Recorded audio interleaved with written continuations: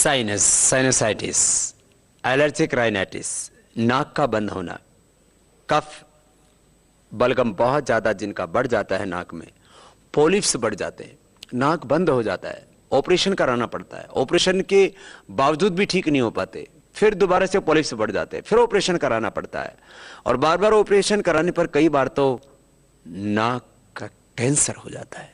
ये देखने में छोटी सी प्रॉब्लम लगती है लेकिन बहुत खतरनाक होती है ये साइनस की प्रॉब्लम। और कहीं पर भी किसी से बात करते हैं, सभा में बैठते हैं और हमारे नाक बंद होते हैं तो हम ठीक से बोल भी नहीं पाते हैं, हमारा प्रोनाउंसिएशन भी ठीक नहीं हो पाता है।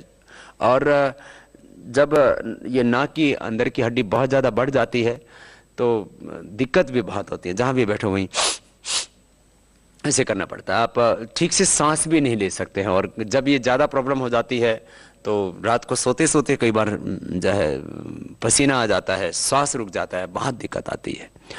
आपको हमेशा मुंह खोल के रखना पड़ता है, और यदि बच्चों को ये प्रॉब्लम हो रहा हो मुंह खोल के रखते हैं तो उनके दांत बाहर आ जाते हैं। साइनस की बहुत सीरियस प्रॉब्लम है और इसका समाधान ऑपरेशन नहीं है। इसका समाधान है एक तो भस्त्रिका, कपालभाति, अनुलोम विलोम, ये 3 जरूरी प्राणायाम है। यूँ तो प्राणायाम का पूरा जो पैकेज है 8 प्राणायाम है वो पूरा करें तो बहुत अच्छी बात है, नहीं तो ये भस्त्रिका, कपालभाति और अनुलोम विलोम तो सबको करना ही चाहिए। एक श्वास को यूं भरा और बाहर छोड़ा, ये पहला प्राणायाम।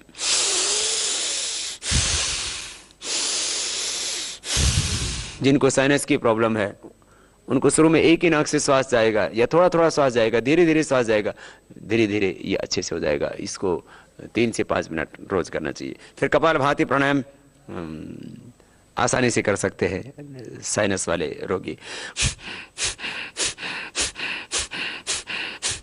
और ऐसे जब 10, 15, 20 मिनट तक लगातार कपालभाति करते हैं तो एक अंदर से हीट जनरेट होती है और उससे अपने आप सेल्फ हीलिंग होने लगता है, और ये जो बढ़े हुए पॉलिप्स है अपने आप खत्म हो जाते हैं, साइनस अपने आप खत्म हो जाता है।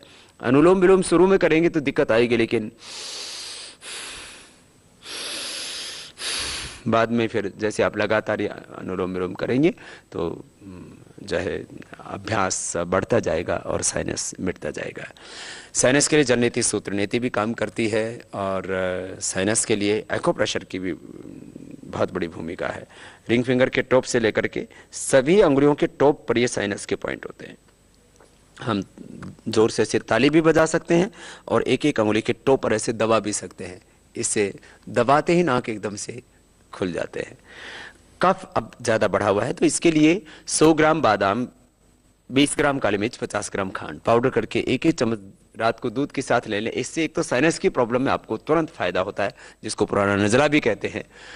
तो पुराने नजले के लिए, साइनस के लिए बहुत अच्छा होता है, और इससे पेट भी साफ हो जाता है, या आंखों के लिए भी बहुत अच्छा होता है। 100 ग्राम बादाम, 20 ग्राम काली मिर्च, 50 ग्राम खांड पाउडर करके एक एक चम्मच रात को थोड़े गुनगुने गर्म दूध के साथ ले लें।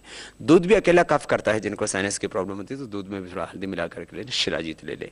लक्ष्मी विलास रस और संजीवनी बटी भी ये बहुत लाभप्रद होती है। सामान्य रूप से घर में त्रिकुटा, सौंठ, पीपल, काली मिर्च, सूंठ, छोटी पीपल और काली मिर्च बराबर मात्रा में लेकर के, अर्थात जैसे 50-50 ग्राम ले लिया, 100-100 ग्राम ले लिया, पाउडर करके रख लिया, और ये आधा से 1 ग्राम शहद के साथ चाट लेते हैं, उससे भी साइनस की प्रॉब्लम अच्छी हो जाती है।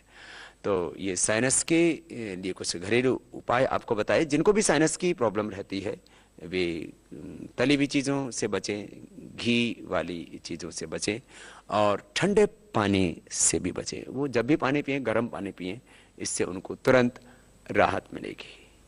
ये साइनस यदि लंबे समय रहता है तो हमारी सेहत के लिए बहुत ही खतरनाक होता है।